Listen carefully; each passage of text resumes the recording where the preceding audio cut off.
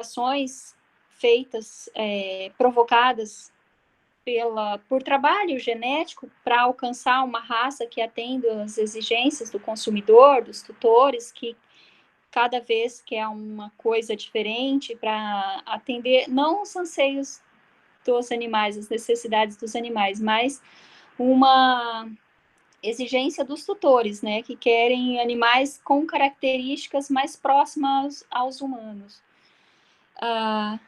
Essas alterações são classificadas em primárias e secundárias. Pode passar? Aqui nós temos um exemplo do crânio de um cachorrinho. Ficou bem pequenininho. A narina curta. Pode passar? Aqui, a síndrome obstrutiva, as alterações primárias. Quais são? Estenose das narinas, que é a redução do espaço entre a porção medial e a lateral. E tem o prolongamento do palato na figura do meio, o prolongamento do palato mole. Esse palato tinha que estar mais acima aqui, onde está essa manchinha preta. E a gente pode observar que ela está obstruindo a passagem de ar. E também, na alteração primária, causa a hipoplasia traqueal, que é a redução do espaço da traqueia. E isso causa aqueles roncos nos animais, a tosse. Pode passar? As alterações secundárias, aí já é um caso mais grave, causa edema da mucosa da laringe. Na foto anterior, a vermelha, do meio, dá para a gente observar o que acontece. Aquilo fica edemaciado, então vai ficar inchado e dificultar a respiração. A paralisia da laringe, que pode ser parcial ou total. Eversão dos sacos laríngeos e das tonsilas, ou seja, a posição contrária do normal.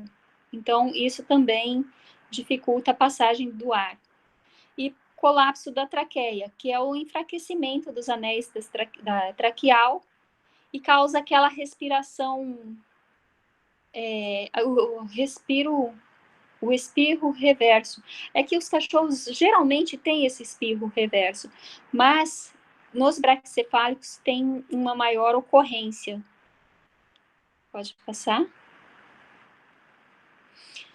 Aqui os sinais clínicos da síndrome. Ronco, estridor, respiração ofegante, principalmente no exercício, ou calor, estresse, dispneia, que é desmaios, disfagia, dificuldade para se alimentar, porque o espaço é muito pequeno na traqueia, então ele engasga. Regurgitação, que é quando o alimento sai ainda sem... A ração sai mais inteirinha, e o vômito quando a ração já sai mais pastosa.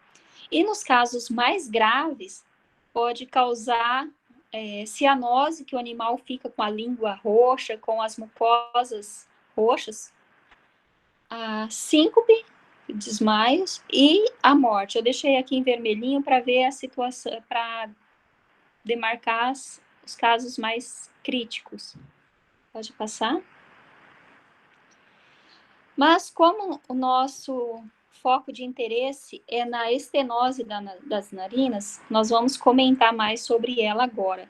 O que acontece? É uma má formação na cartilagem dorso-ventralmente, ou seja, de cima para baixo, que causa o colapso e, como consequência, atrapalha o fluxo normal de ar até os pulmões. Pode passar? Aqui, dorso ventralmente, aqui em cima, na direita tem a setinha para cima e uma para baixo, uma para a direita e outra para a esquerda. Então, dorso ventralmente e lateral medial. É a redução desse espaço aqui entre o círculo amarelo que está no círculo amarelo e tem outra no círculo vermelho. A gente pode observar que no círculo amarelo tem um espaço maior aqui que facilita a respiração. E essa estenose, ela pode ser classificada em estenose discreta, estenose moderada e estenose severa. Então, vai depender do espaço que tem para o animal, na narina do animal aqui. Pode passar. Aqui temos uma narina aberta, que não tem estenose, que é bem raro, dos 22 animais coletados, das imagens coletadas de 22 animais, esse é o único que não tem estenose das narinas. Pode passar. Aqui, uma estenose discreta. A narina lateral não encosta na medial, ou seja, não dá para eu mostrar aqui com o mouse, mas lembrando da setinha do slide, isso, a lateral ainda não encosta na medial. Isso, então ela está discretamente estenosada ou discretamente estenótica. Pode passar para o outro. Aqui é uma narina com estenose moderada. A parede da narina lateral encosta na medial apenas na região dorsal, ou seja, na posição ventral, na região ventral, dá para observar que tem um espaço para entrada do ar. Mas não basta só a foto. Tem que analisar que durante o exercício físico, essa narina se move dorsolateralmente ou não. O próximo. Aqui nós temos um exemplo de estenose bem severa. E a gente se pergunta, como que esse cachorro consegue respirar, né? Porque se comparar com um cachorro dólico-cefálico, esse daqui tem um espaço mínimo. A parede lateral da narina encosta na medial, tanto na porção dorsal quanto na caudal. E geralmente o animal nessa situação, ele troca a respiração nasal pela oral, principalmente com calor, estresse, exercício. Então, aqui, nessa fase, o animal já tem a qualidade de vida bem comprometida. O próximo. O diagnóstico clínico da síndrome obstrutiva. Ele é baseado em sinais clínicos, aqueles sinais clínicos que eu havia comentado anteriormente, como espirro, cianótico, dificuldade para se alimentar, ronco, também com base nas raças acometidas, né, nas raças braquicefálicas e principalmente na aparência das narinas. O diagnóstico definitivo ele é feito somente com o animal anestesiado ou sedado, onde é realizado a visualização dessa narina, visualização da traqueia e exames de raio-x, endoscopia, que ajudam no diagnóstico definitivo. Próximo. O manejo desses pacientes.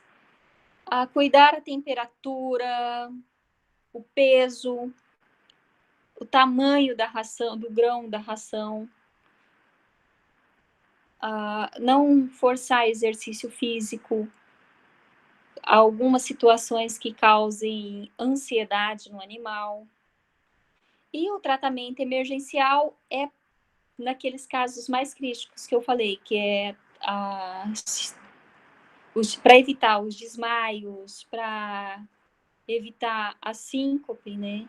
Então, ou até a morte, o tratamento emergencial visa primeiro tratar os sinais, que é a febre, diminuir o estresse e aliviar a cianose. O tratamento cirúrgico dos casos de síndrome braquicefálica é a rinoplastia e a estaflectomia. A rinoplastia consiste numa cirurgia mesmo, onde vai aumentar esse espaço da porção lateral e medial para facilitar a oxigenação. Um minuto, professora Sandra. Sim? 1 minuto para a apresentação terminar, os 15 minutos. Tá. O próximo. Aqui, um exemplo de cirurgia de rinoplastia. Nesses casos, não tem complicações graves, são mínimas. O que pode acontecer é a deiscência de pontos. Nesse caso, a cicatrização é por segunda intenção. Usa-se o colar elisabetano para evitar que o animal cause alguma lesão, venha sangrar. O próximo. Aqui a estefilectomia antes e depois. O próximo. Vou dar uma corridinha, gente. A nossa preocupação é que essa síndrome afeta principalmente a qualidade de vida dos animais, reduzindo em média 3 anos de vida.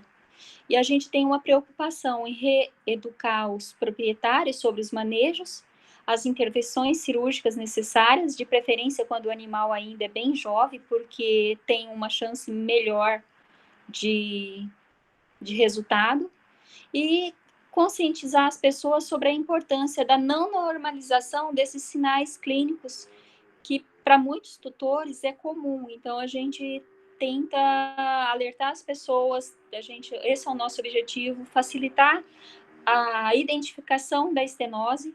Próximo. Nós pretendemos usar 30 animais da raça Bulldog, como eu disse antes, é a raça que mais tem problemas de síndrome. A gente pretende desenvolver um programa que... a gente tem a ideia de desenvolver um programa que seja capaz de fazer essa leitura do espaço, do orifício da narina externa. Próximo. Aqui a foto dos animaizinhos que nós temos, que foram cedidas pelos tutores. Próximo. Mais. São 20 animais aqui. Pode passar. E aqui, muito obrigada, com uma foto do Baruque, que é um animalzinho de uma amiga minha que cedeu também para a apresentação do trabalho. Muito obrigada e estou aberta a dúvidas, a responder as dúvidas. Muito boa apresentação, muito interessante. Nós ouvimos falar, né, desse problema de respiração de algumas raças de cachorro, né? E é um tema que precisa ser resolvido, principalmente para o meu aqui em casa, que tem esse problema também. Mas está aberto para as perguntas agora. Podem abrir o microfone ou mandar a pergunta pelo chat. Vamos dar trabalho para a nossa professora.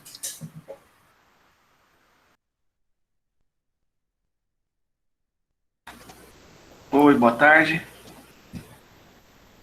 Boa tarde. Bom, muito bacana a apresentação. Eu já até vi que tem um outro problema aqui que eu não tinha imaginado no início, que a gente pode atacar. Você falou, né, que tem que fazer às vezes faz um exame que tem que acompanhar para ver se está abrindo, né, quando ele está fazendo o exame, o exercício, e a gente envolve vídeo. De repente você filma, né, e ao invés de analisar uma imagem parada, a gente analisa o vídeo para ver se faz. Eu não sei se você pensou muito nisso. Muito interessante.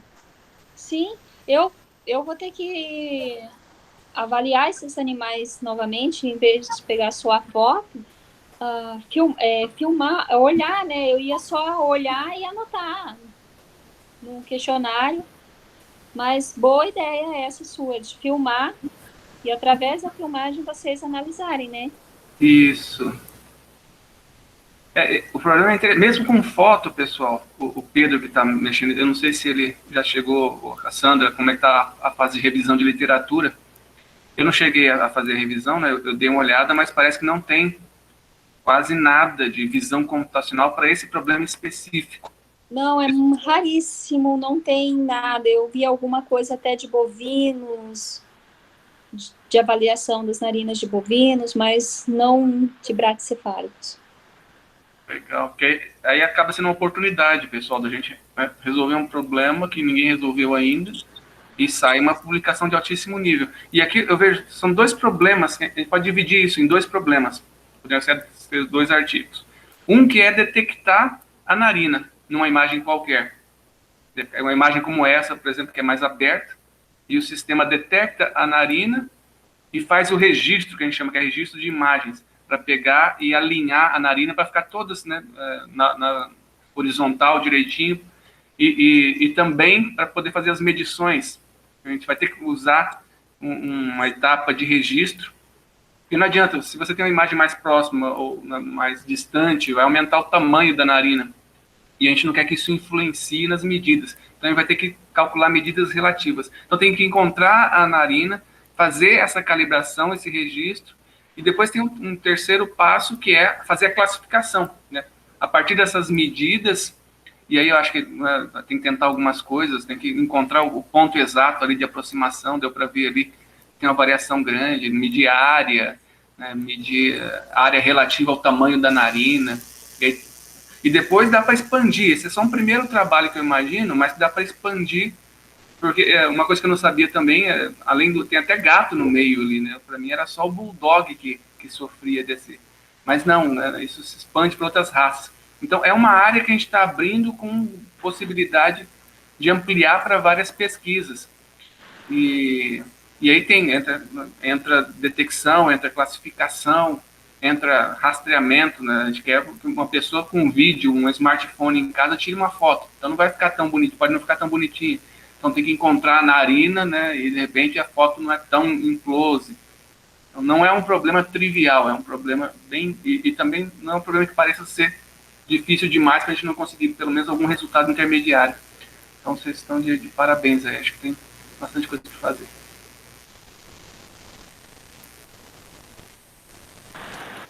Obrigada. Mais alguma pergunta? Existe a possibilidade da análise do áudio da respiração? O pessoal fazia uso de algo semelhante para identificar se a pessoa estava com Covid. Olha, foram feitos alguns áudios de pacientes lá na clínica, sabe? E a gente fez o áudio antes da cirurgia e depois da cirurgia. Eu não tenho muitos dados sobre isso para dizer assim, essa é uma respiração de um braquicefálico grave, médio, sabe, moderado ou leve. Então, mas tem uns áudios, sim. Boa tarde, João Vitor. No meu ciclo passado de FIBI, que eu estava trabalhando com bovinos, eu achei algo parecido para a cavidade oral do bovino, mantendo em vídeo. A rede que eles usaram, não sei se pode ser útil para vocês, foi a Iolo 3000 V2. Talvez possa ser útil futuramente para vocês aí.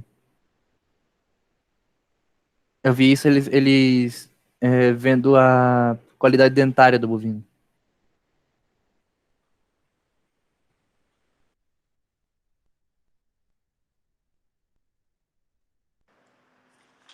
Eu vou anotar aqui qual é o nome, João? Eu vou colocar no chat, mas é Iolo 3000 V2. Ok. Obrigada. Eu acho que é o trabalho que eu li. Só não lembro se era Iolo. Mas eu vi alguma coisa de bovino, sim.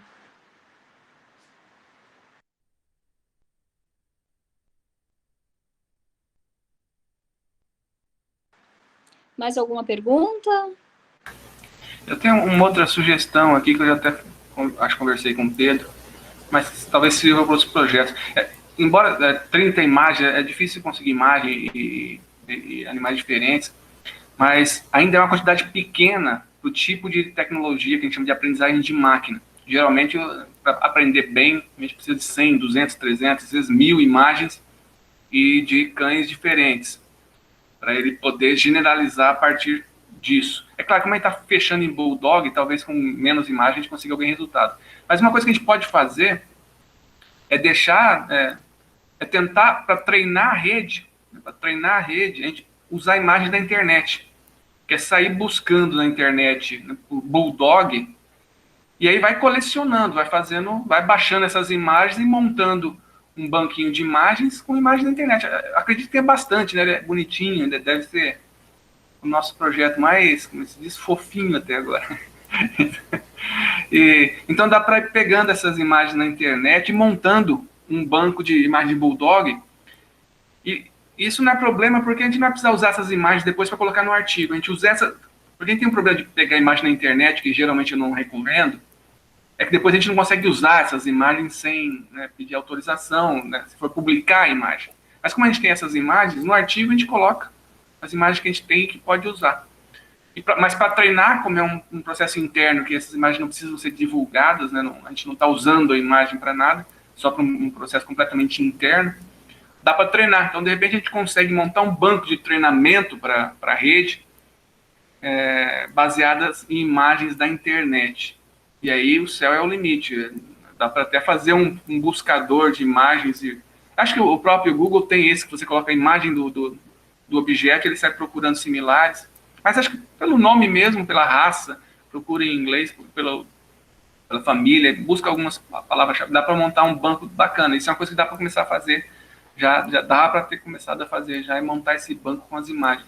Depois vai ter que anotar essas imagens, por exemplo, para ver a região onde tem o nariz. Então, com essas imagens anotadas, com a região que tem o nariz, dá para treinar, fazer igual, acho que o Gilberto, o João, eles estão fazendo isso. Dá para usar o MM Detection, que o João vai falar daqui a pouco, para já fazer pelo menos um detector de narina. Quer dizer, um software que vai pegar a imagem e vai recortar só o nariz automaticamente. E aí, com o nariz, a gente passa para outra etapa do software que vai fazer a classificação.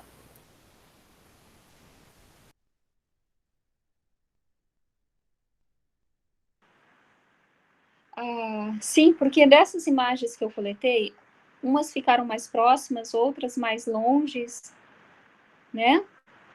E isso pode atrapalhar. Na verdade, não vai. Isso não é um problema, não. Isso a gente tem que resolver no software. O software tem que ser capaz, de alguma maneira, identificar a região da narina e fazer as medidas que ele for fazer com base no tamanho da narina.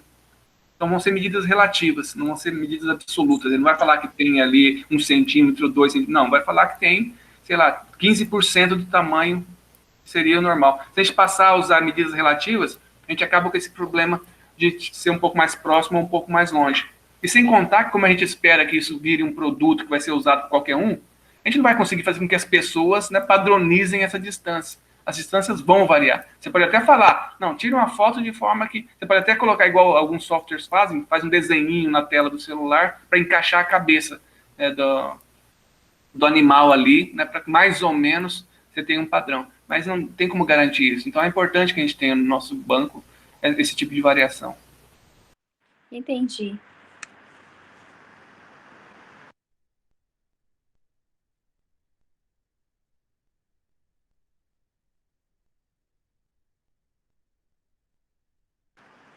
Aqui o João comentou que existe alguns lugares que vendem Bulldog e outras raças e tem imagens online. Na internet tem bastante mesmo imagens de cães braquicefálicos, principalmente Bulldog francês. A gente pode ir coletando. Eu queria saber uma coisa, Emerson, é preciso guardar a fonte de onde a gente tirou essas imagens ou não? Não, essas da internet acho que não vai ter nem como guardar. A ideia é que a gente consiga pelo menos umas 1000. O que a gente não vai fazer é usar isso depois. É claro, se for uma imagem pública, o Leonardo comentou alguma coisa, você tem algumas imagens em alguns sites que abrem o copyright das imagens e você pode usar. Tem alguns que você tem que pagar para ter o direito de usar, e outros abrem. Então tem que prestar atenção nisso. Mas isso se a gente for usar a imagem para publicar. Internamente, só para varrer a internet e treinar uma coisa, isso já todo mundo faz. Google faz, Facebook faz, todo mundo faz. A gente não pode agora pegar essa imagem e usar ela num artigo, por exemplo, numa matéria. Publicar. Não pode publicar essa imagem. Entendi. Bom, deu o nosso horário, 2h30. Completamos a nossa missão. Agora vamos para a palestra do nosso professor Pedro Neves, com o tema Redes Neurais Profundas para Fluxos Ópticos. Muito obrigado, professora Sandra, muito boa a sua palestra. Agradeço também aos demais participantes pelas perguntas. Então, Pedro, assume a liderança aí, está com você.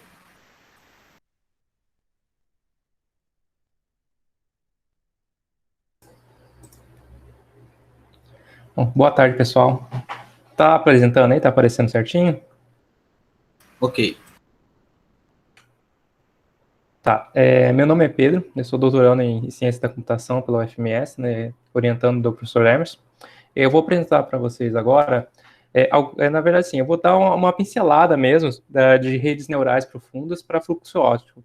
Tem vários modelos de rede neural profunda para fluxo óptico, e aí eu escolhi apenas algumas, né, que seriam aquelas que foram mais relevantes academicamente, né, que tiveram mais foram referências em outras pesquisas, né. E começando aqui, esse vai ser bem a estrutura que eu vou seguir. Aí tem uma breve introdução. Eu vou discorrer primeiro o que é o fluxo óptico, né, qual que é o problema que tem que ser abordado. Vou falar um pouquinho de aprendizagem profundo, e aí eu vou citar esses quatro modelos de rede neural que foram escolhidos aqui, e aí eu vou explicar o porquê que cada um deles foi escolhido. Então, vamos começar aqui falando que na visão computacional a gente tem esse problema, assim, sempre desde o começo, de quando surgiu a visão computacional, a ideia era sempre a gente ter essa extração de informação das imagens, né? Seja ela através de vídeo, seja ela a imagem, uma foto mesmo, né? Mas a ideia era sempre de alguma forma, extrair informações. Aí, que informações? Aí pode ser os objetos que estão lá, né? Fazer uma segmentação de objetos, né? Determinar se tem bicicletas, se tem carros, se tem o chão mesmo. Ou fazer verificar quanto tempo falta para aquele objeto chegar em determinado ponto, ou quantidade de luz que está incidindo, quantidade de... fazer a contagem de objetos também. Só que qual que é o problema? Isso lá nos primórdios, ele tinha um custo muito, muito alto computacionalmente, no começo, sim, da visão computacional. E aí, eu vou falar um pouquinho disso também na parte do aprendizado profundo, mas quando a gente teve essa utilização maior assim, das placas de vídeo, né, das GPUs, para fazer cálculos matemáticos, né, cálculos mais que permitisse que a gente fizesse alguns cálculos mais rápido, a academia percebeu que dava para utilizar para utilizar dentro da visão computacional as placas de vídeo, né, as GPUs, né. Aí passando então para o fluxo óptico, o que é o fluxo óptico? Basicamente, ele pode ser descrito como um movimento entre um objeto, entre duas cenas. Você tem, por exemplo, um carro passando, num vídeo, por exemplo. Você tem um carro passando. Quando você está no instante 1, o carro está em um momento, né, está no começo do vídeo. No instante 2, ele está um pouquinho avançado do vídeo.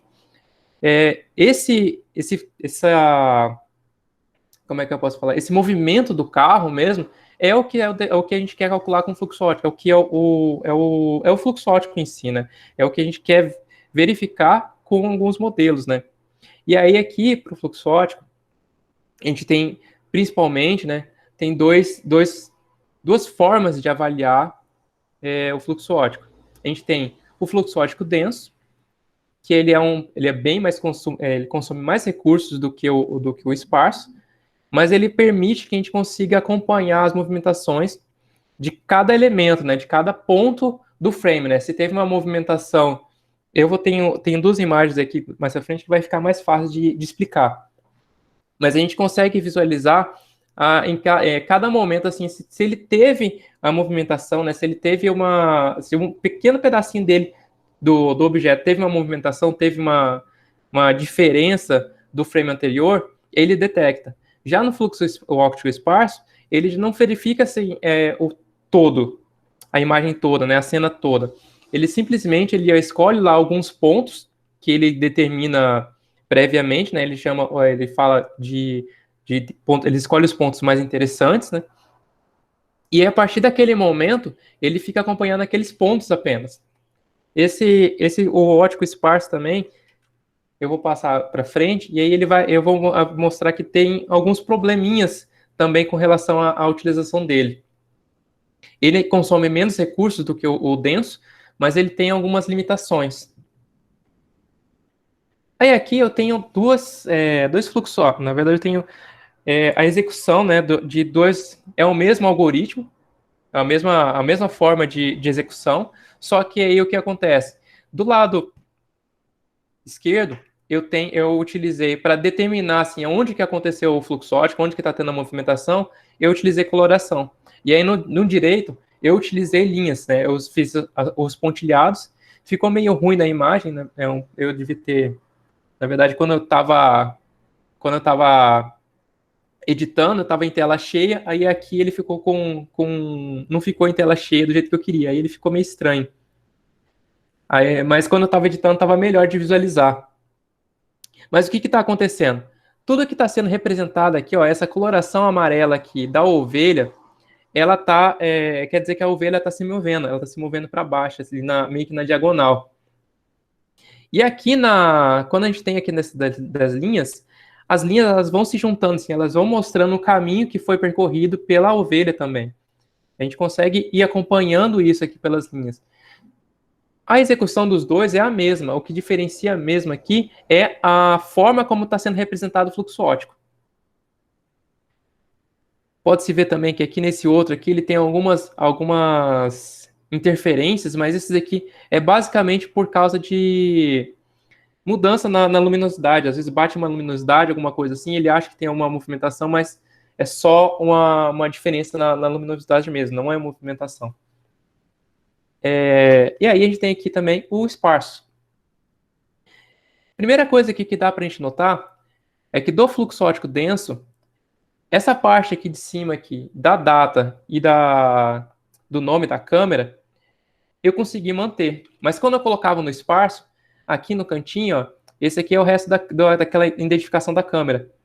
O fluxo óptico esparso, ele identificava que por causa da cor, né, por ser uma cor viva, o branco, ele entendia que aquilo ali era um ponto de interesse. E ele ficava acompanhando aquilo. Só que aquilo ali não era interessante para a gente. Então, por isso, eu tive que fazer o corte, né? Só que eu não quis cortar muito, né? Aí acabou que ficou desse jeito. Mas como é que ele funciona? Ele escolhe um ponto, né? Nesse caso aqui, eu tinha colocado 3.000 pontos. Ele escolhe, então, 3.000 pontos na primeira imagem, né? Para falar, eu vou acompanhar esses pontos aqui. Esses pontos, para onde que eles vão.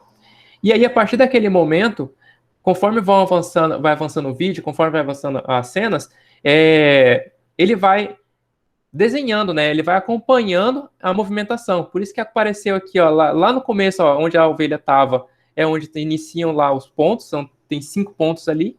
Ele vai descendo. Ali no meio, ele também tem ali naquele emaranhado, ele tem o início de alguns pontos ali também, por isso que ele ficou meio daquele jeito ali, e aí a ovelha, em algum momento, ela deu uma viradinha pro lado, assim, na verdade, esses pontos ali de cima, ali, aquele emaranhado é por causa da cabeça dela, que no começo do vídeo, ela dá uma mexida, uma balançada na cabeça. O fluxo óptico esparso, ele permite que a gente tenha um histórico, né, da movimentação. Daí passando, então, para o aprendizado profundo. O que é o aprendizado profundo? O aprendizado profundo ele é uma técnica, é uma classe de técnicas, na verdade, para aprendizagem de máquina. Basicamente, ele é uma forma da gente... Ele é uma forma, assim, da gente modelar uma tentativa de solução, né? Modelar uma forma da gente tentar resolver alguma coisa. Tentar resolver um problema prático, né? e aí envolvendo as áreas da computação. Aí o aprendizado profundo pode ser considerado como uma intersecção entre as áreas de redes neurais, modelagem gráfica, otimização, reconhecimento de padrões e processamento de sinais. Aí alguns dos importantes motivos para a propriedade do aprendizado profundo são as GPUs. O aumento drástico das GPUs, na verdade. Que a gente tem aquela quantidade enorme, vai crescer, vai aumentando o número de processadores dentro da GPU e vai diminuindo o custo, a gente vai tendo motivações maiores para utilizar o aprendizado profundo dentro da GPU, né? Então a gente tem desculpa, a gente tem uma motivação a mais para utilizar isso, para utilizar o aprendizado profundo.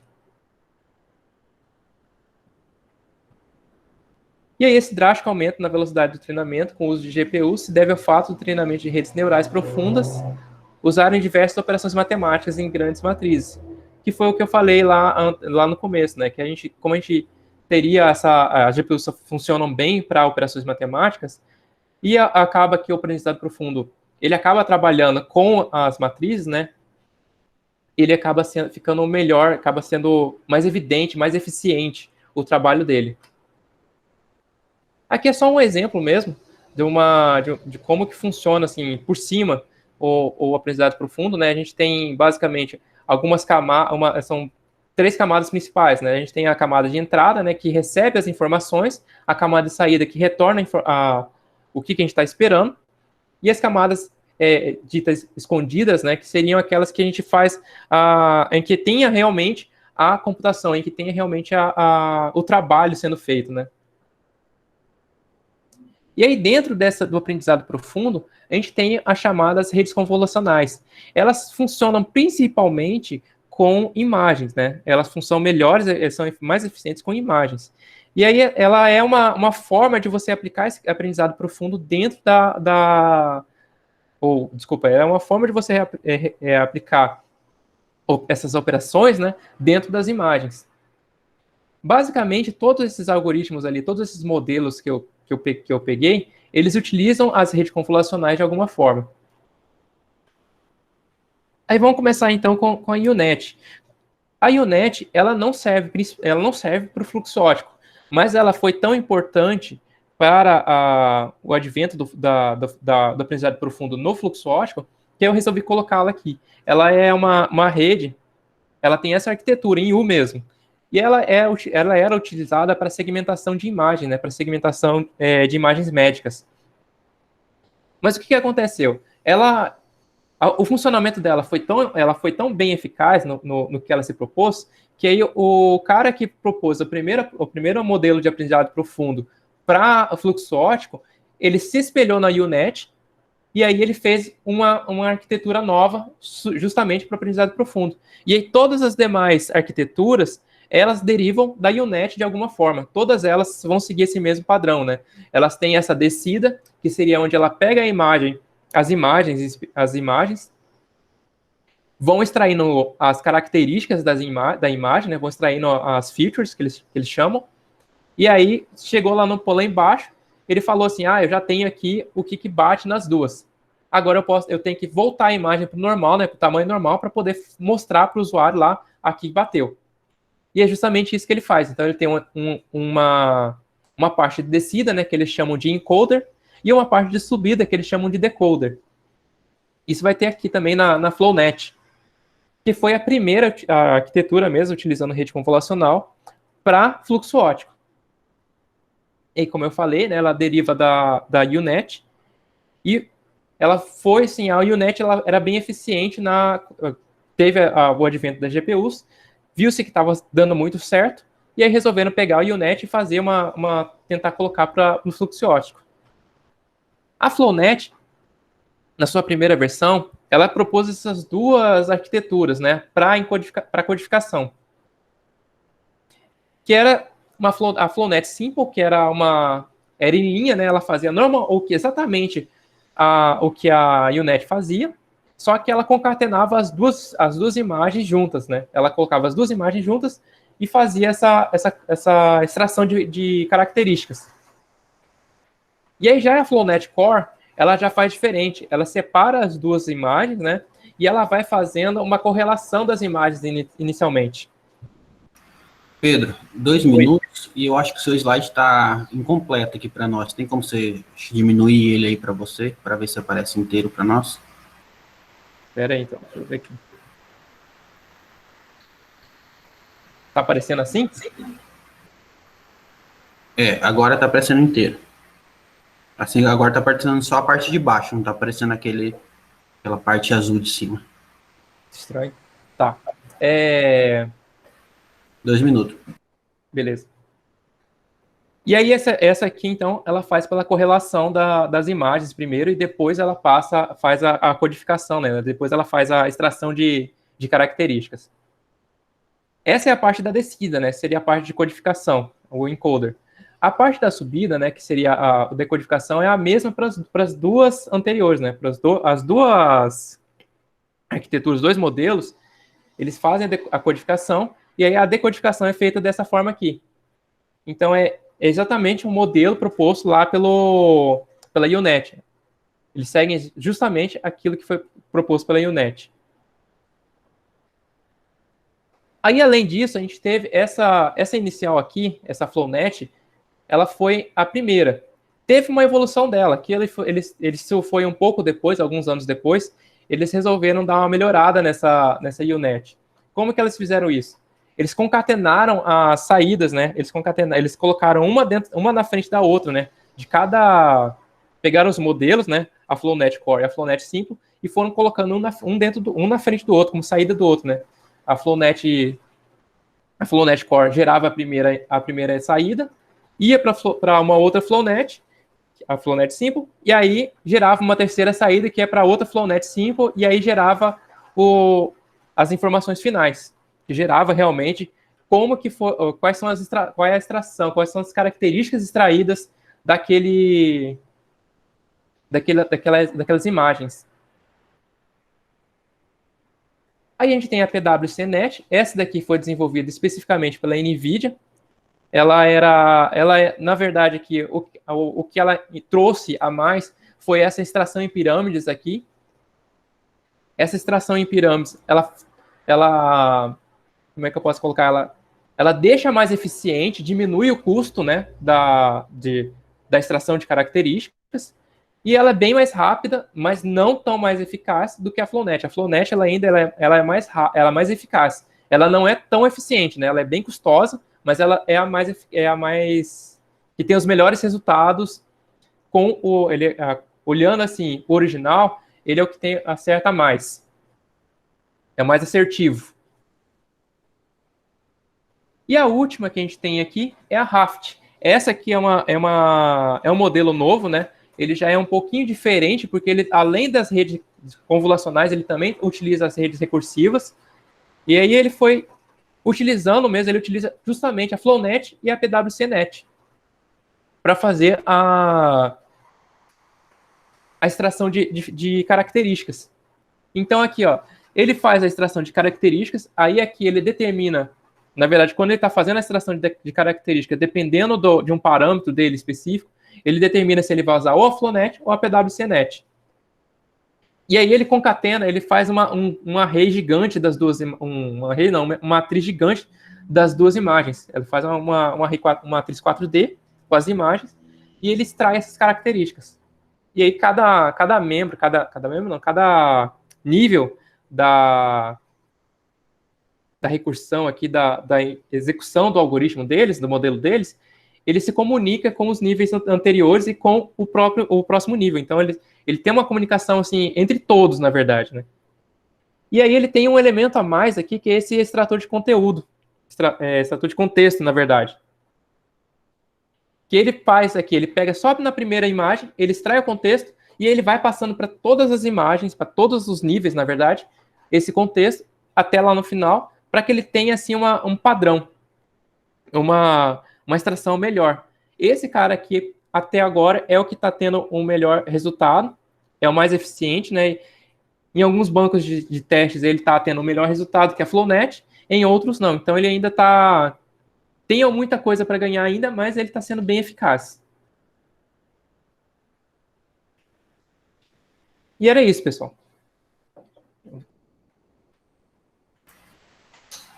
Muito obrigado, Pedro, pela sua apresentação. Agora entramos na fase de perguntas.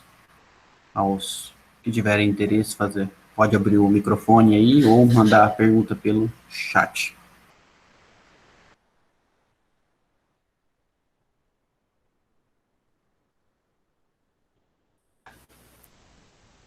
Ô Pedro, bom, você já chegou a testar essas redes no banco de imagens que você tem, que é dos ovinos? Você podia até falar um pouco rapidamente para os novos aí, qual é o problema que você está atacando com os ovinos para eles observar. Eu estou utilizando o fluxo óptico para fazer acompanhamento de ovinos. Que é basicamente, e também vou utilizar, né, essa parte do aprendizado profundo também para tentar resolver esse problema, para ver qual ficaria melhor. Essa em específico, a PwCnet, a FlowNet, a PwCnet eu testei já, eu já fiz os testes já com a nossa base, né? Eu peguei um vídeo lá e mandei rodar com as duas, com a FlowNet e com a PwCnet. Com a Raft, eu ainda não fiz esse teste, não tive essa oportunidade ainda, mas eu vou fazer esse teste. Na verdade, essa Raft eu vi esses tempos atrás, né? Ela saiu em 2020, saiu mais em outubro de 2020. Ela é bem nova. E aí, na época, eu acho que eu estava procurando, eu não encontrei ela, né? Acho que não tinha saído ainda. Aí eu encontrei agora, eu vou continuar dando uma estudada nela. Tem que eu vi, assim, eu consegui entender bem como é que ela funciona, mas eu tenho que estudar mais ela para saber realmente como que eu posso aplicá-la, né? Como que ela é executada. Quais são os modelos, os padrões que ela segue. E aí uma coisa que vale falar dela é que ela não só está sendo a mais eficiente, como ela está executando agora, ela é uma das que executa mais rápido em imagens, em vídeos grandes, né? Uma das coisas que pontuaram em vários artigos, tanto no da Raft, quanto em outros que citam a Raft, é a velocidade com que ele consegue processar os vídeos. Eles colocaram que eles estão conseguindo fazer 10 quadros por segundo de vídeos de 1180 por 500, 1180 por 440, 1180 por alguma coisa.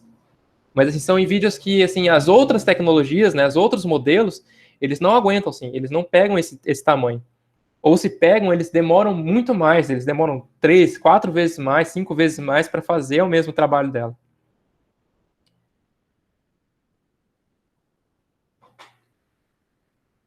Mais alguma pergunta?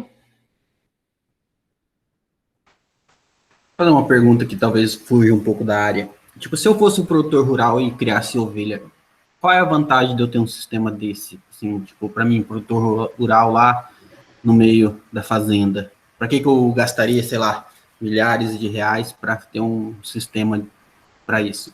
É uma curiosidade pessoal mesmo. Então, na verdade, como é que funciona?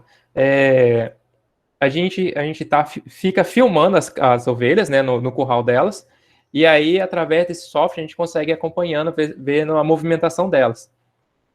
O que acontece normalmente? Se a ovelha tem movimentação, assim, para de se movimentar, quer dizer que ela está doente. Isso alguns folhetos da Senar e de outros órgãos, eles colocam isso. Normalmente, assim, se a ovelha está parada, quer dizer que ela está com algum problema. Pode não ser sempre, mas normalmente é. E aí, o que a gente está tentando trabalhar aqui? A gente está colocando que a gente está fazendo esse acompanhamento, né? Está fazendo utilizando essa tecnologia para poder avisar com antecedência, né? Falar assim, ó, que a tal ovelha parou de se mexer. Já faz, sei lá, 5 horas que ela não está se mexendo ou está com movimentação muito baixa. Então, aí dá um aviso, aí o veterinário vai lá, olha, vê se realmente tem algum problema ou não. Seria uma coisa assim que a gente evita, às vezes, se tiver alguma doença realmente, é uma coisa que a gente evita, assim, que demore para ser encontrada aquela doença. Então, economiza alguns reais aí com o tratamento, né? A gente começa a tratar mais cedo e aí o tratamento ele não é tão custoso, né? Ou evita que a gente tenha que fazer alguma coisa mais drástica, né?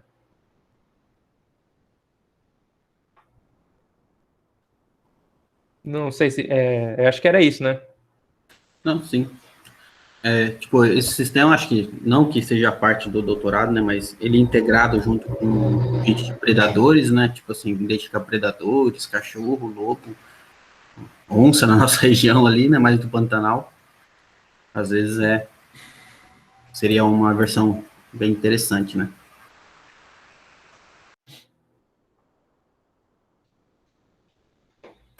Mais alguma pergunta? Complementando, esse projeto ele faz parte de uma área que chama pecuária de precisão. A gente está muito acostumado no Brasil já com a agricultura de precisão. Mas tem uma coisa que está crescendo muito no mundo inteiro, que é a pecuária de precisão.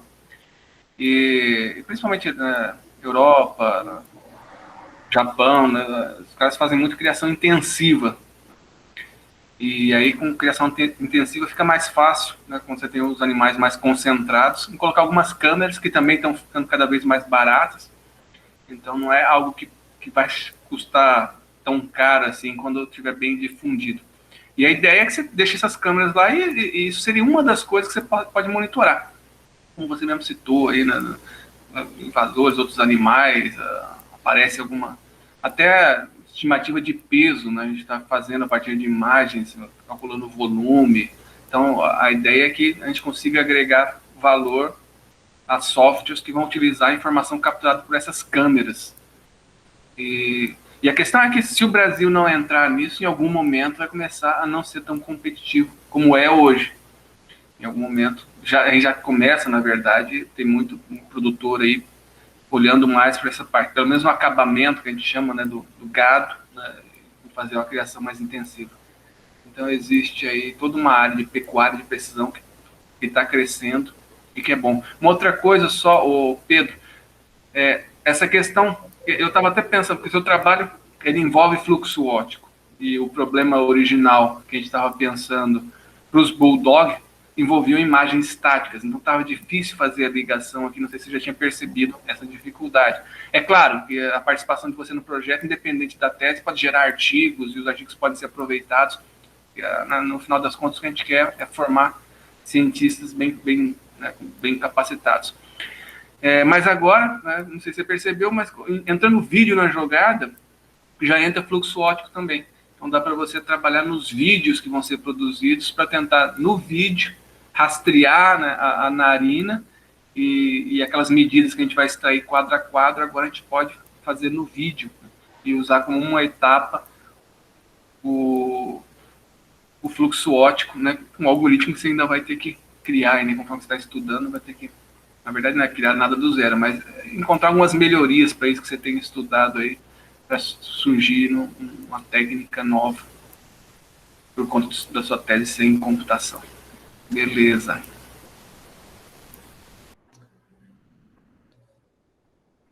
Não, eu tenho que dar uma estudada ainda. Vou continuar procurando, continuar implementando as coisas.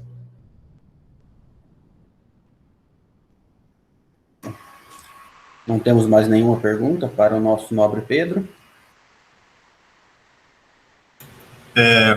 Tem uma, Marcelo. Pode fazer. Pedro, você chegou a brincar com algum daqueles vídeos, com alguma rede dessa aí? Você fala executar uma dessas redes? Isso. Sim, eu executei 3 redes, na verdade. Foi a FlowNet mesmo, a PWCNet e a SpyNet. A SpyNet e a PWCNet, elas são similares, assim, no questão da arquitetura. É só parametrização delas que é um pouquinho diferente, mas eu testei sim, eu fiz os testes. Assim, pelo que a gente tinha, pelo que eu tenho de imagem, já pelo que eu tenho do banco, né? Eles funcionaram assim, eles demoram bastante, né, para executar, eles são arquiteturas assim que necessitam de bastante treino e teste, né? São arquiteturas que demoram a execução. Mas assim, eles executaram bem, deram resultado assim que era realmente o que eu esperava, mas não é, como é que eu posso falar assim, não é uma coisa que dá para fazer assim o tempo todo. Eu achei assim que que teria que ver outras formas de executar para que a gente possa fazer isso assim direto, né? Para que a gente possa ter uma execução realmente assim chegar perto assim do online. Não precisa ser também assim ao vivo, né? Mas chegar perto, né? Assim, não, a questão do rastreamento é importante. E assim, até complementando uma informação aí, a questão das filmagens iniciais das câmeras nasceu porque lá são separados em baias. E um grupo, eles têm um tipo de alimentação, e outro grupo, eles também têm uma outra forma de alimentação, mas com brinquedo, né? Então, as ovelhas, normalmente, elas são muito agitadas. Né? Até nas filmagens, para predição de peso, a gente teve que usar 60 quadros por segundo, porque se usar 30, às vezes a imagem fica embaçada. Mas no caso lá das filmagens de movimentação, quando elas têm algum brinquedo, elas ficam um pouco mais paradas, mas elas sempre se movimentam. Então tem essa característica. Mas uma coisa legal que o Rodrigo levantou no dia da qualificação, né, em relação às ovelhas, é que, assim, no nosso estado, a produção ainda é um pouco pequena. Existem fazendas que têm produção grande, mas ainda é um pouco pequena aqui, né? Então, ainda é um tipo de produção que ainda necessita a importação, né, de carne, porque a produção interna do país ainda não supre. Então, abre uma possibilidade muito boa aí, né? E a questão do fluxo óptico entra para auxiliar nessa parte do monitoramento, né? Que pode estar ajudando aí a monitorar, né, mais adequadamente e também auxiliar na tomada de decisão, né? Até na questão da alimentação em si, né? Também. Uma coisa que pode ajudar quando entra outras técnicas junto. Mas legal aí em relação ao fluxo óptico aí. Parabéns aí pela apresentação.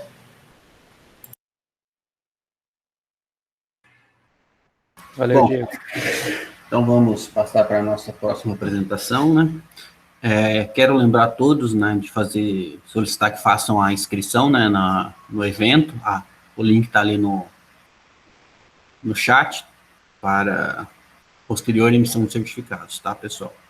Então não esqueçam de fazer a inscrição. Então agora nós vamos para a palestra do João Porto.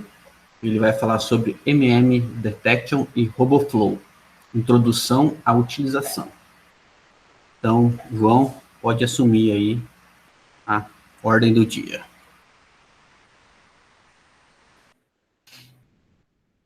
Ok. Creio que tá aparecendo aí, certinho? Sim, está aparecendo. Tudo bem. Boa tarde a todos. Meu nome é João Vitor Indra de Porto. Sou graduando em Engenharia da Computação, aluno PIBIC e TCC orientado pelo professor Emerson Pistori. Nesse trabalho, vou falar dessas duas ferramentas muito úteis para todo mundo aqui do grupo, a MM Detection e o RoboFlow. O trabalho vai ser dividido da seguinte forma. Vou dar uma explicada de leve como a MM Detection é, como funciona ela, os métodos que dá para ser utilizado dentro dela, os tipos de anotações que ela utiliza, e depois eu vou falar um pouco sobre o RoboFlow, os tópicos parecidos. E no fim vou mostrar os links onde estão disponíveis cada uma das coisas que eu comentei. Primeiramente, o que é MM Detection?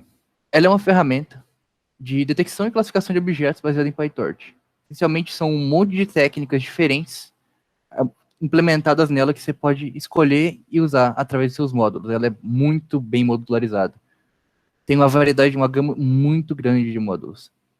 E ela tem, como eu posso dizer, ela tanto fácil para algum usuário que não entende programação mexer, como também ela abre muito leque de ferramentas para alguém que entende bastante de programação, através dos arquivos de configuração.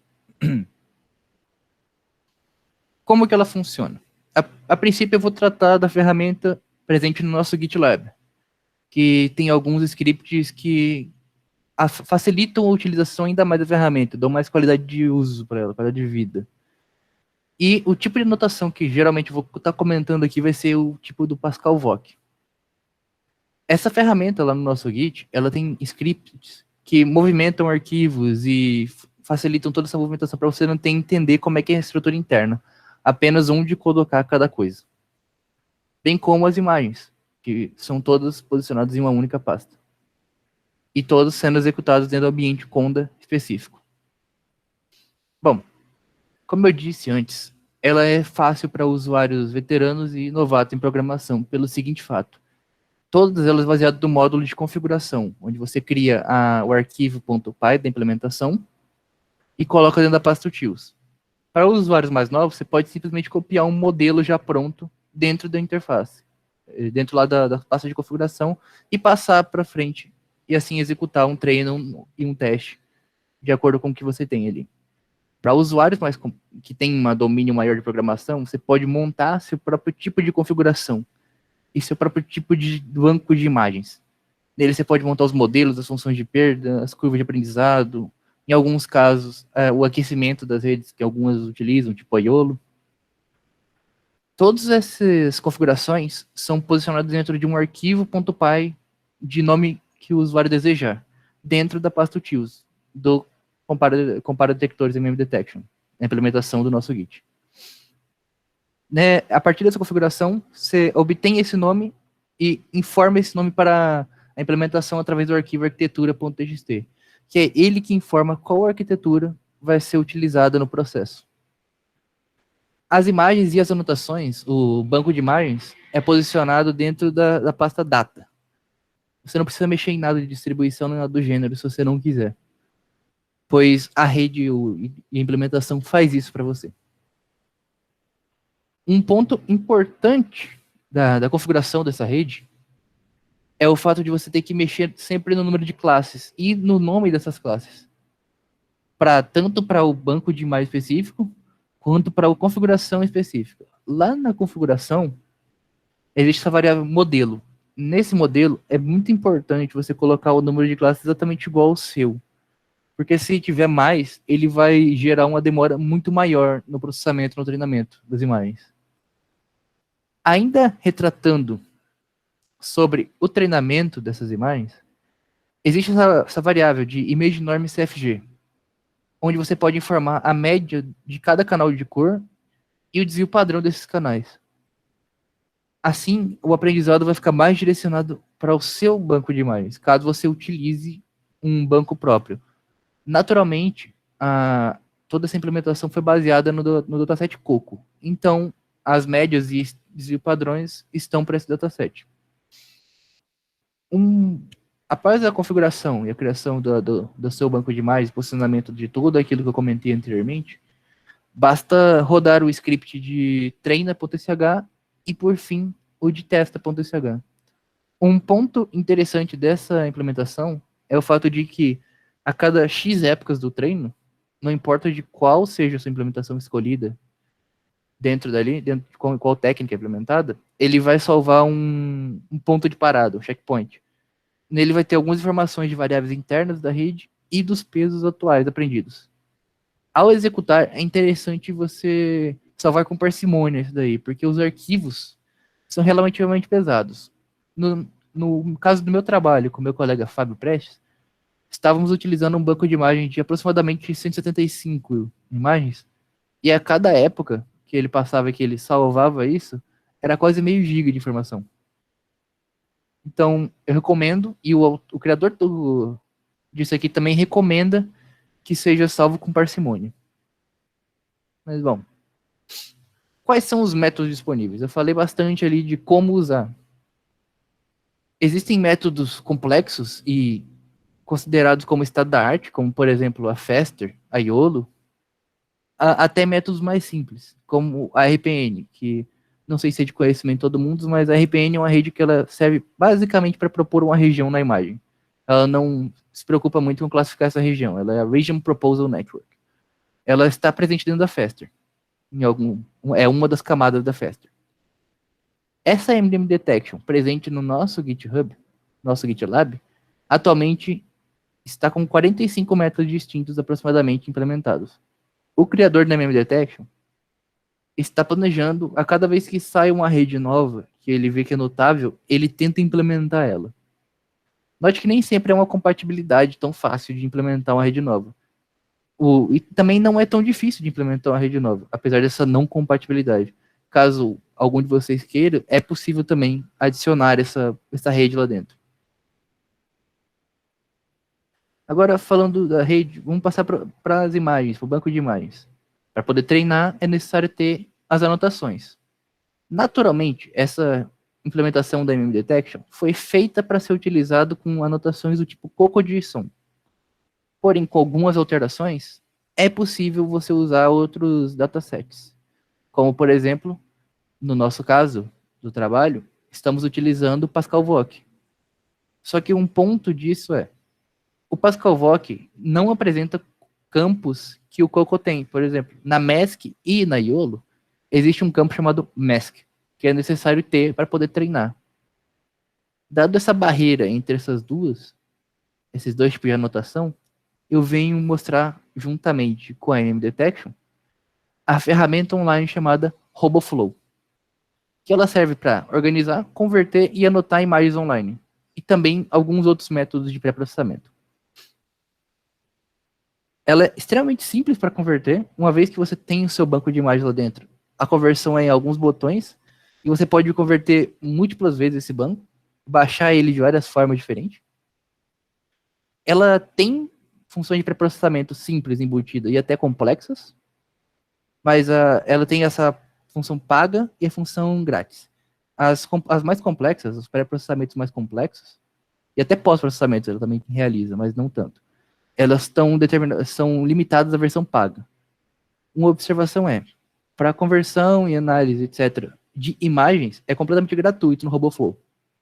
Porém, se você for utilizar vídeo, como eu vi que é o caso de algumas pessoas aqui do grupo, você teria que pagar. Ou você pode extrair o vídeo e mandar os frames do vídeo para dentro da ferramenta. Como usar o sistema? Ele é um sistema baseado em login. Você pode logar numa conta Google e utilizar a partir dela. Na hora de você colocar um dataset lá dentro, você pode escolher se você quer colocar um dataset de detecção de objetos ou de classificação. Ela consegue converter os dois. Mas, como eu vi lá, o maior foco dela é a detecção, por causa das bounding boxes. Que, no caso de uma imagem que você não tem anotação, você pode anotar lá manualmente. Você pode usar o processo inteiro de anotação lá no site, através dos quadrados chamados bounding boxes, dos retângulos. Bom, após o upload, você pode fazer como alguns utilizam aqui no grupo, o treino, trash, validação, você pode escolher uma proporção em que você quer dividir suas imagens. Se você quer fazer 60% treino, 20% teste, 20% validação, é possível. Se você também não quer nenhum tipo de validação, você também pode colocar lá. Na hora de baixar, você também pode usar um pouquinho de aumento de dados, em rotações, redimensões, mas aumento de dados mais complexos, por exemplo, opções usando um AGAN, que não sei se é de conhecimento de todos, mas um AGAN é uma rede que gera dados a partir de um pacote de dados. Você pode usar isso aí também, só que é reservado a pago. E como eu disse antes, vídeos também são pagos, porque ela realiza a anotação dos vídeos, tanto frame a frame, quanto o vídeo em si. Essa separação de frame a frame e anotação do vídeo é relativamente caro para a gente que é brasileiro. Bom, agora falando da conversão e dos formatos suportados por ela. Aqui estão alguns dos formatos suportados e o nome em negrito é a saída que a rede emite. Por exemplo, se você escolher anotar em Coco, ele vai gerar um tipo de dado em JSON com todas as informações anotadas. Se você escolher Pascal VOC, vai ser XML, YOLO ou Darknet, vai sair em TXT e assim por diante. Atualmente são todos os formatos que eu consegui identificar no site que são possíveis de você converter. Uma observação interessante é, uma vez que você disponibilizou o seu pacote, vamos supor ali, você está trabalhando em YOLO Darknet, você disponibilizou seu pacote, você não é limitado a uma conversão por vez. Se você quiser, você pode converter para todos simultaneamente e baixar todas as imagens convertidas. Só tem aquele negócio do requisito de espaço, que ele não se preocupa muito se você tem muito espaço no computador. Ele só joga tudo. Bom, era uma apresentação bem breve. Eu queria só mostrar por cima a ferramenta e queria, se alguém de vocês tiver dúvida de como executar e como utilizar em projetos futuros, ele é uma ferramenta muito útil e muito prática. Creio que muitos irão gostar de utilizar ela. Aqui estão alguns links. Eu posso passar depois os links para vocês sem nenhum problema. E aqui o RoboFlow. Agora, alguma dúvida? Então, muito bom, João. Vamos abrir agora para perguntas. Então, quem desejar fazer perguntas, abra o microfone ou escreva no chat aí. E não se esqueça de fazer a inscrição também no evento. Boa tarde, João, tudo bom? Boa tarde, professor. Beleza. Você já chegou a comparar esse RoboFlow com outros ambientes, por exemplo, o Colab? Eu estou iniciando essa parte aí de programação, né? E você chegou dentro da tua experiência aí, a comparar o desempenho, o que tem disponível, as ferramentas, o que ele pode ter de melhor na tua experiência nos projetos no Inovisão? Bom, professor, sobre comparações, eu cheguei a comparar essa ferramenta online de conversão e inovação com algumas outras, que até o Diego ele comentou. Na minha opinião, eu achei mais fácil de utilizar o RoboFlow em si. Ele é mais intuitivo, ele foi mais intuitivo para mim e para o meu colega Fábio. Tanto é que foi o Fábio que me apresentou essa ferramenta. Em questão de, por causa da internet, etc., em questão de uma hora e meia, nós conseguimos converter nosso banco de imagens de XML para várias outras anotações para poder utilizar dentro da MM Detection. Eu escolhi até associar essas duas, porque, como eu disse, você pode criar seu próprio banco de imagens. Mas, como é o foco da MM Detection Coco, você pode converter algo que você já tem até para testar ali. Entendi, obrigado e parabéns pela sua apresentação. Obrigadão. Muito obrigado.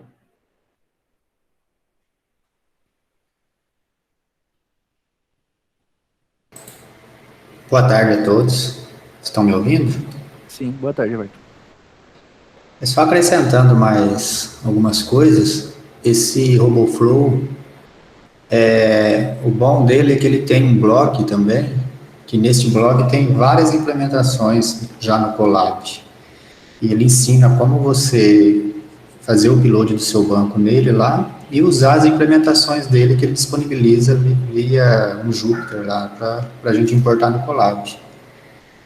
E é bem a coisa mais simples de utilizar ele. Basta você criar um link para o seu banco de dados que está no RoboFlow e colocar no Google Colab. O Celso colocou aí o link dessas implementações. Aquele artigo último publicado sobre branconetas lá, de detecção e contagem, foi feito exclusivamente com o RoboFlow. A gente colocou o pessoal do laboratório lá da UFMS de biologia lá, anotaram as imagens, aí eu coloquei nesse RoboFlow, selecionei as duas redes que queria utilizar, os dois detectores de objetos dele, que foi a Fester e a Iolo V3, e colocamos para rodar.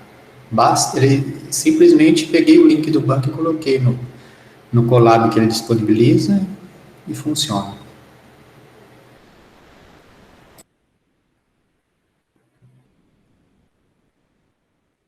Mais alguma dúvida?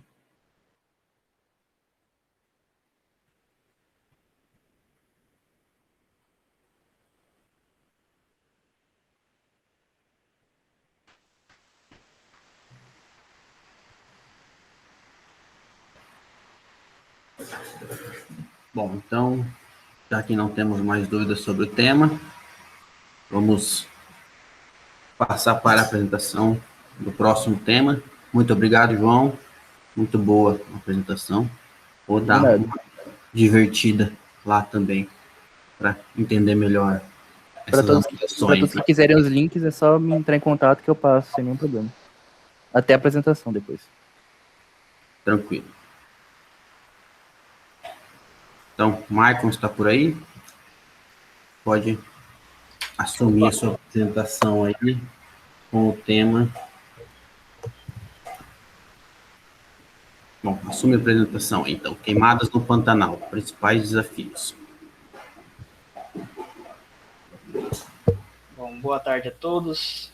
Não sei se vocês já estão visualizando a minha tela, mas aqui a minha apresentação hoje ela é mais, pelo que eu acompanhei dos colegas, ela é menos técnica que as apresentações anteriores, né? Não vou apresentar nenhum tipo de algoritmo novo, nenhuma metodologia, nem nada, né? Eu acho que o intuito aqui do professor Emerson foi mais eu mostrar um pouco da minha experiência que eu tive trabalhando e atuando na Operação Pantanal do ano passado, né? E a ideia aqui também é lançar, às vezes, uma visão e algum dos nossos colegas aí pegar essa área e às vezes, fazer um estudo, um algoritmo mais aprofundado e tentar resolver esse problema que é recorrente para a gente. Foi, o ano passado, um problema, uma catástrofe, né? E esse ano tem tudo para ser... Tem também motivos esse ano para a gente se preocupar, né? Quando eu estive lá em Corumbá, os ribeirinhos falavam que o Pantanal ele vivia de 10 anos, assim, de cheia do ciclo do Pantanal, e aí a cada mais ou menos 10 anos, tinha lá uns 5 anos que era terrível, e ninguém esquecia, que era seca extrema e abalava toda a região lá, né? Então, minha apresentação hoje é queimadas no Pantanal, os principais desafios. Apresentação minha, eu sou o Maicon Gobi, estou fazendo mestrado esse ano em Ciência da Computação, pela UFMS.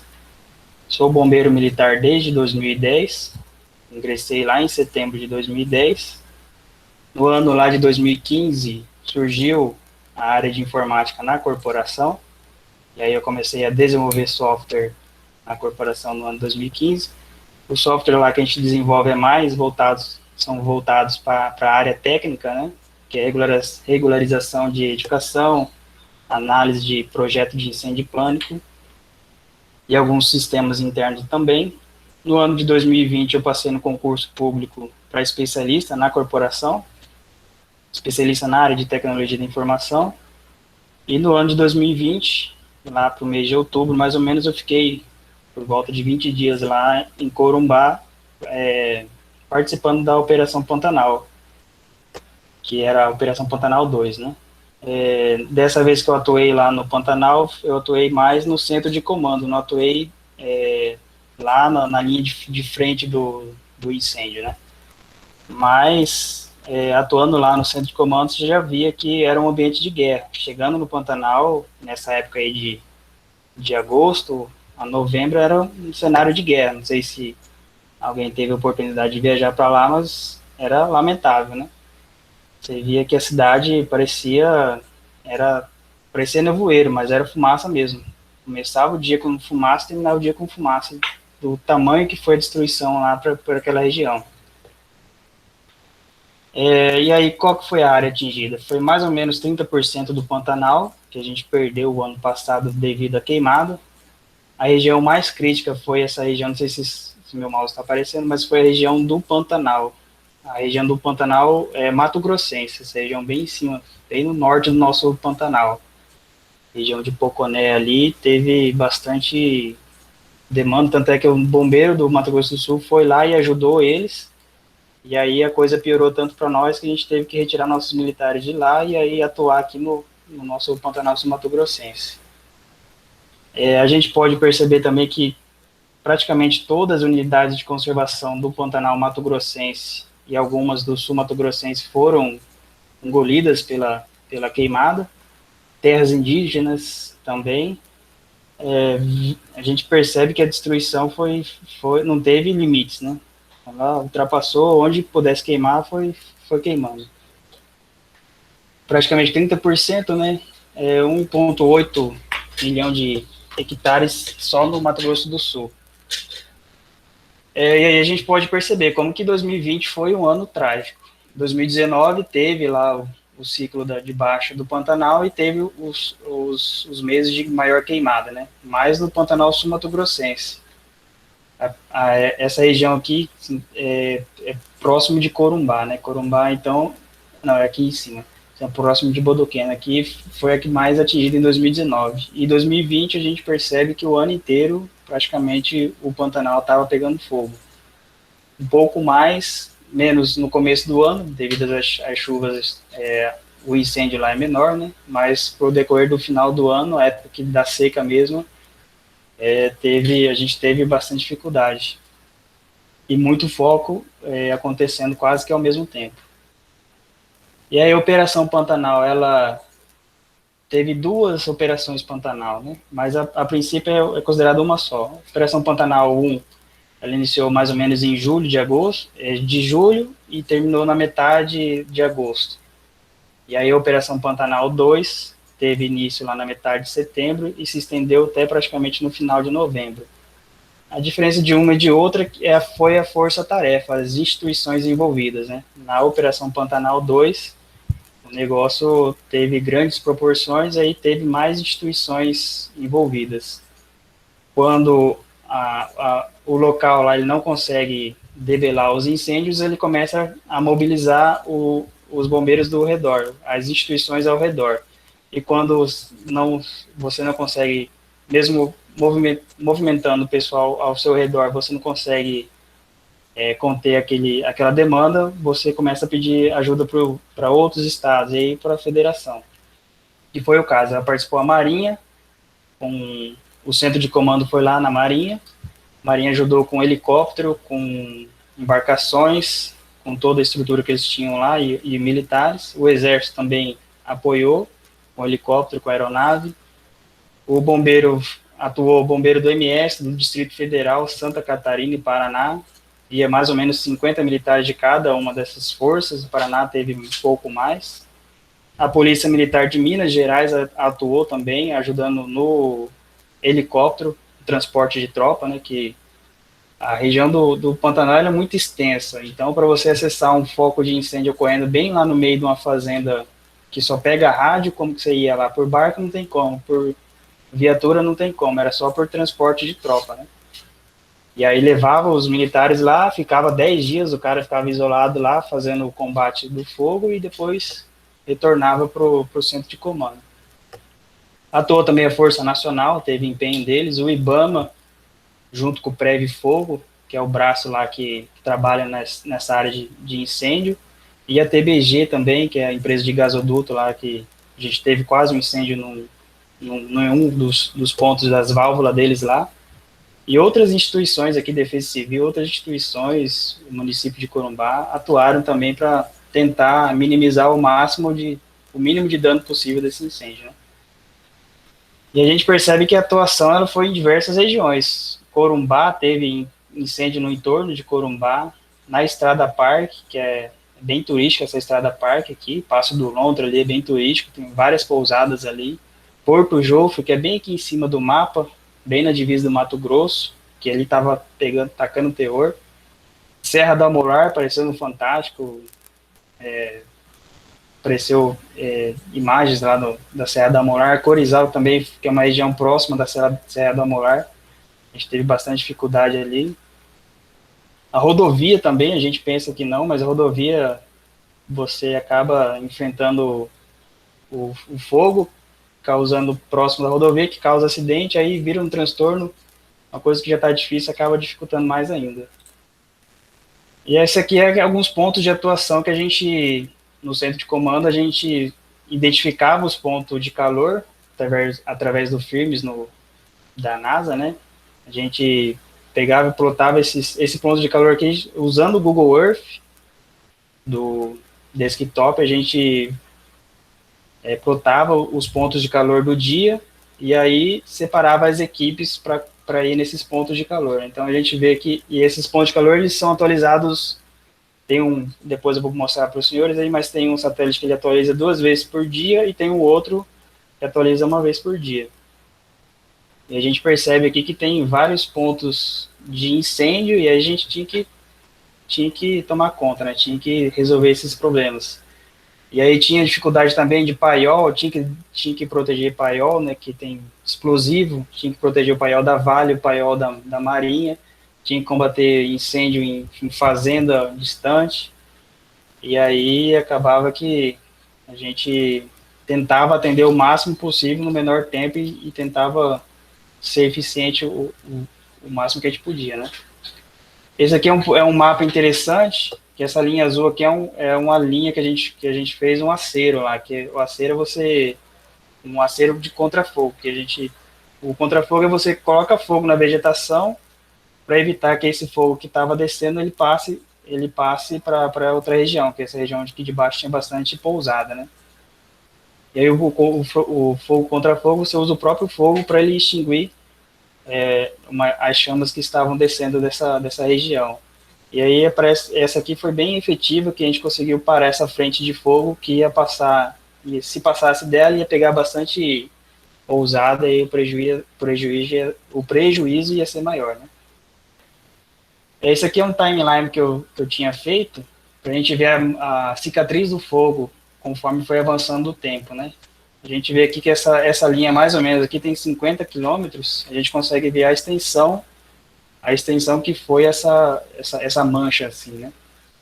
E como que é prejudicial, né? Como que o fogo, quando ele perde o controle, ele atinge uma linha muito extensa e é difícil você combater, né? Ainda mais na região pantaneira lá.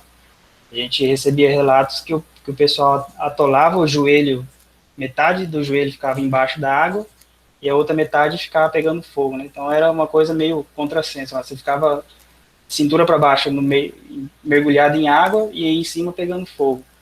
Muito difícil a movimentação, até para você jogar água de helicóptero, de avião, ele não era eficaz. Tinha região lá que, felizmente, tinha que deixar queimar e tentar pegar ela em outra parte, em outra frente. Esse aqui é um outro relatório que a gente usava também, risco de fogo, é a previsão de risco de fogo para aquele dia. A gente vê que nesse mês estava tremendo. Esses dados aqui é o Wind, que é um aplicativo que eu não conhecia. Eu tive um grande aprendizado lá, porque eu nunca tinha participado, nunca tinha usado essas ferramentas na vida, e aí cheguei lá e a gente teve que aprender do nada. E aí o feedback lá, você vai aprendendo as coisas. Esse Wind aqui, ele mostra a direção do vento, a probabilidade da direção do vento em determinada hora do dia. Então, isso aqui ajudava as equipes lá a usar a técnica e a estratégia adequada para controlar o fogo. Essa aqui é a imagem de hoje do FIRMES, da NASA, e os satélites. Posso falar bobeira aqui, mas acho que esse satélite, o VIRS, ele atualiza uma vez por dia e o MODIS Aqua 2 vezes por dia. E essa aqui é a região, aqui está Corumbá, e essa aqui é a região do Pantanal, já mostrando alguns focos de calor, né? Foco de calor não necessariamente é foco de incêndio, né? E aí, quais são os desafios?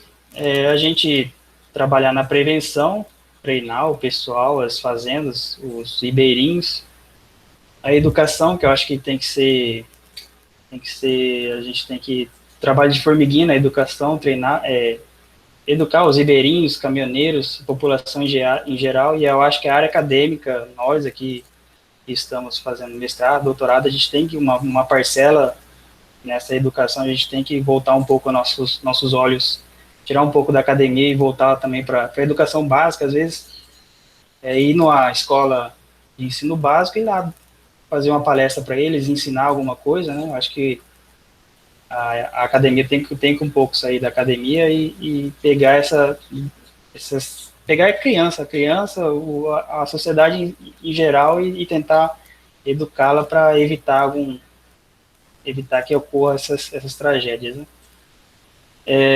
E aí começa a parte interessante, que é identificar os responsáveis e, através da identificação, você punir, né? E a punição, geralmente, que eu vejo mais efetiva é através do bolso. Você não fura um sinal que você sabe que você vai levar uma multa, né? E a multa dói no bolso. E a gente tem que cobrar das autoridades públicas a punição dessas fazendas que, porventura, causam o foco de incêndio lá de forma irregular. E aí, punir o cara tanto até que ele perder a fazenda e ir para leilão, tem que ser um negócio meio extremo desse jeito, assim. O poder coercitivo do Estado, nesse ponto, ele tem que ser bem exagerado mesmo. O cara tem que ser punido ao ponto dele perder a fazenda por desleixo, porque o cara está causando um transtorno de 30% do Pantanal pegou fogo, e ele deve ter, e o cara que tacou fogo lá de forma irregular teve uma participação nessa tragédia, né? E rastrear a origem do foco de incêndio, eu acho que é importante. Às vezes, usando visão computacional, a gente consegue regredir uma imagem e tentar achar a origem daquele foco de incêndio. E também, o ideal seria rastrear o início do foco do incêndio e você conseguir fazer o combate bem ali no princípio dele, né, que é o mais efetivo. Mas acho que essa linha de rastrear a origem e o início dele é bem interessante para a gente começar a estudar e atacar esses pontos. A gente tem muita coisa para lamentar nas queimadas, entre elas a diversidade biológica perdida, os animais atingidos, população afetada, comércio, pousada, tudo isso aí impacta na região. E a gente também tem acidentes fatais, né? Não é muito evidente, mas teve acidente fatal lá na rodovia, no período que eu estava lá, e também no combate ao fogo. Teve 2 helicópteros lá que, infelizmente, eles perderam o controle e caíram. Um da Força Nacional, enquanto estava lá, e outro do IBAMA. Acho que uma semana depois teve a queda lá, e, infelizmente, os 2 tripulantes morreram, né? Um em cada aeronave dessa.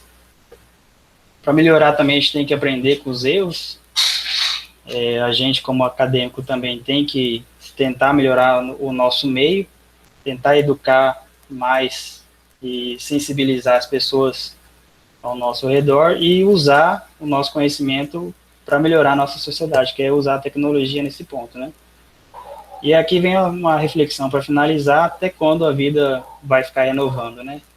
Do lado esquerdo, a imagem em agosto de 2020, a gente vê as manchas, a gente vê aqui as manchas do incêndio, tem até um incêndio aqui, e aqui já em abril, a gente pode ver, essa imagem está com filtro, né? Ela é um pouquinho mais escura realmente. Em abril a gente já vê que quase tudo já estava recuperado, mas aí a pergunta fica: até quando, né? O mundo vai aguentar a gente abusar? E aqui tem alguns links úteis que, se alguém quiser, eu posso estar disponibilizando. É isso.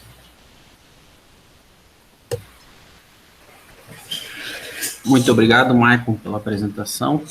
Então, e abrimos as perguntas para quem deseja fazer pelo microfone ou pelo chat.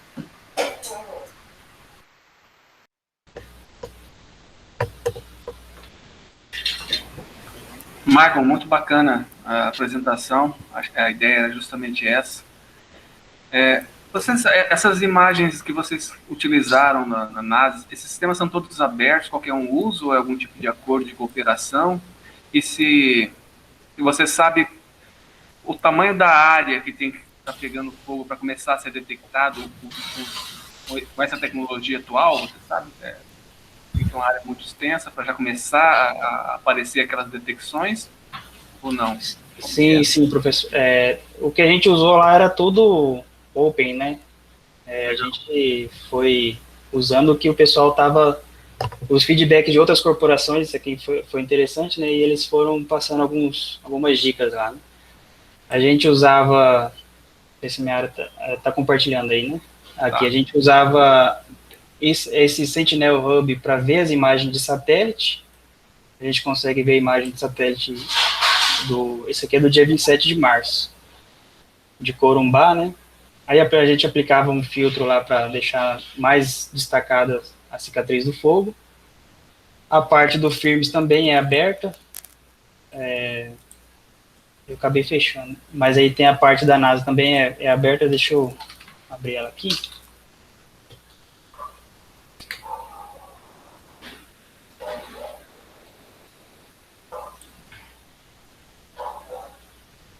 Ela também mostra os focos de calor, e os focos, eles, se não me engano, os satélites, cada quadradinho do foco de calor são 375 metros. E daí, pelo infravermelho, ele consegue ele consegue identificar que esse ponto provavelmente está pegando fogo. É um indício de fogo, né? Mais uma? Qual é a outra pergunta, professor, que eu esqueci? Essas duas mesmo. Então, o satélite novo, vocês já começaram a estudar o Amazônia, vai agregar informação, vocês estão sabendo já? Vai ter algum tipo de vantagem em relação aos atuais? Vai cobrir essa região do Pantanal bem, não é só mais a Amazônia mesmo, só o nome? Você já tem alguma informação desse tipo?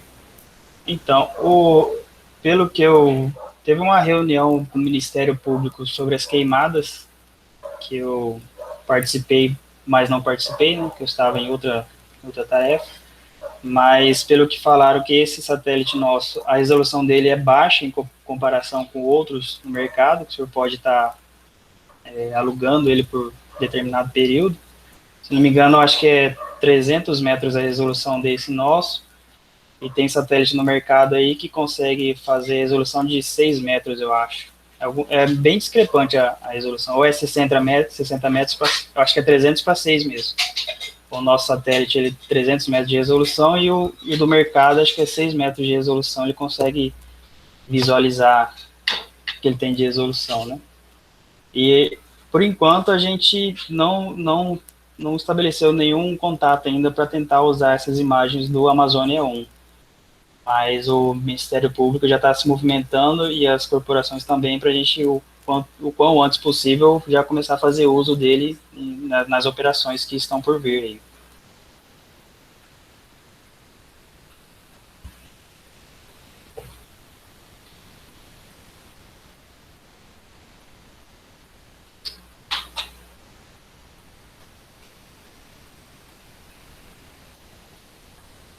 Acho que é mais alguma pergunta aí, pessoal?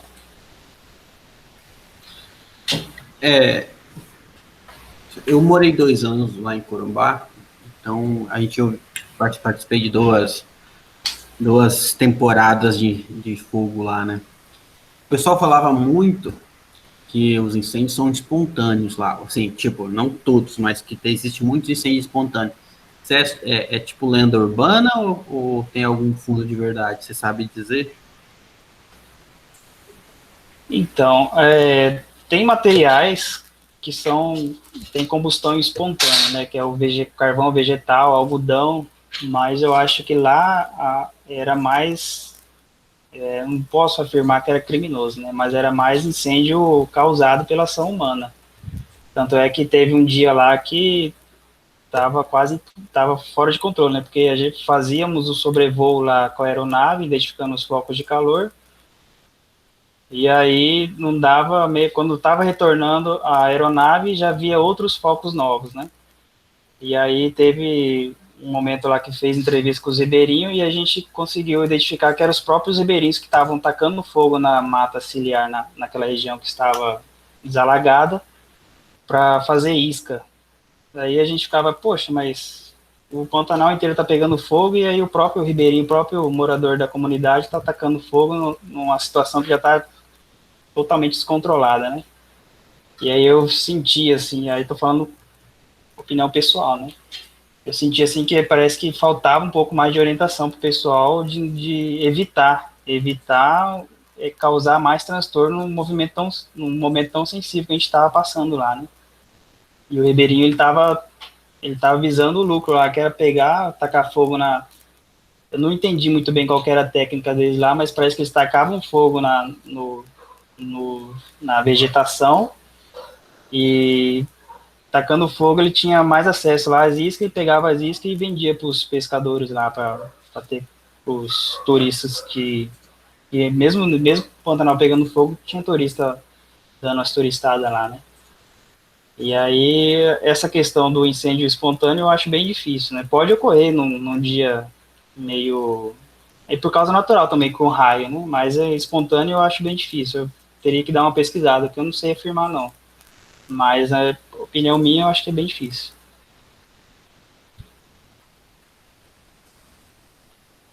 O período da seca lá é um período bem sofrível para quem é de fora e chega lá, né, e vê aquela sensação de abafamento. Já é uma região quente por natureza, né, com fumaça, fica realmente algo complexo. Exatamente. 6 horas da manhã a gente acordava lá e já tinha aquele bafo de churrasqueira tão quente que tava o ambiente lá. Tava difícil, hein? Eu estava lendo uns artigos, né? Diz que a média dos pixels, né? Das imagens de satélite voltado para incêndio é de 30 metros, né? Um pixel representa 30 metros, né? Ah, sim. Provavelmente precisa de uns 10 pixels junto aí, pelo menos para caracterizar um fogo, né? Isso deve dar os 300 metros que você comentou, né? Sim. Isso nos padrões, né? Que acho que é o Aqua e o Terra, né? E o mod, que é o sensor mods que eles usam, né? Isso, isso. E a gente teve que aprender na hora lá, porque teve que usar essas ferramentas, e aí tem no próprio site do Firmes, tem lá a documentação do satélite, mostra lá como que ele funciona, e a gente começou a entender por cima o funcionamento dele. Bacana. O Brasil tem muito problema com isso, né? A gente não tem a equipe, às vezes a gente até prepara a equipe, consegue a equipe braçal em cima da hora, mas a equipe que precisava estar treinada para gerenciar o problema, normalmente ela não está preparada como devia ser, né? Tipo, o IBAMA, ele deveria ter uma equipe muito adequada, né, para tipo assim, para os bombeiros chegarem na atividade, né, não para os bombeiros precisarem fazer a parte de pesquisa ainda, né? Sim, excelente. Mas esse é o Brasil, né? Mais alguma pergunta, meus amigos? Agora é a hora.